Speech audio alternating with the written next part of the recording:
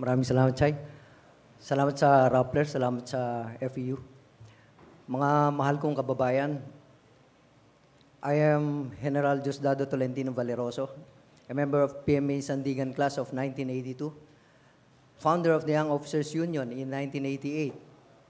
I believe then, as I do now, in the YOU motto, condemn what is wrong and fight for what is right.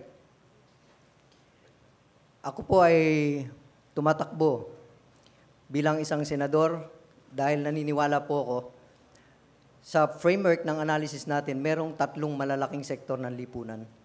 Ito po yung business sector, the engine of our economic growth, the government sector, the regulator of economic resources, how resources must be distributed in our society, and then the public sector. Tayo po yan, the consumers of public goods and services.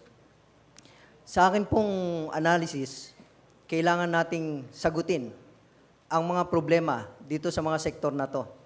At nakabuo po tayo ng isang tinatawag kong Strategic Development Legislative Agenda na meron tatlong malalaking clusters. Ito po ay economic sovereignty, yung social justice, at political security.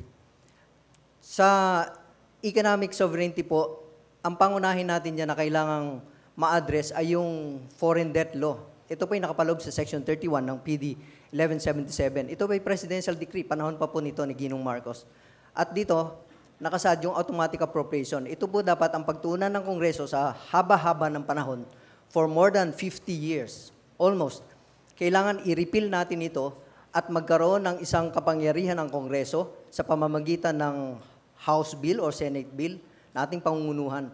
Para nang sa ganun, yung mga resources na dapat na ipinambabayad natin sa pagkakautang ay maitustos natin sa ating education, sa health, sa defense and security ng bansa, among others.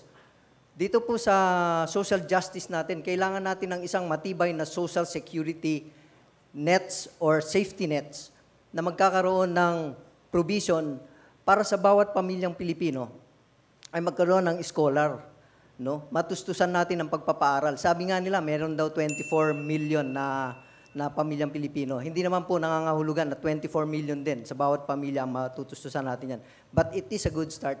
Ako po ay naniniwala na sa tagubilin, treat your men as friends and they will follow you. Treat your men as brothers and they will follow you to death.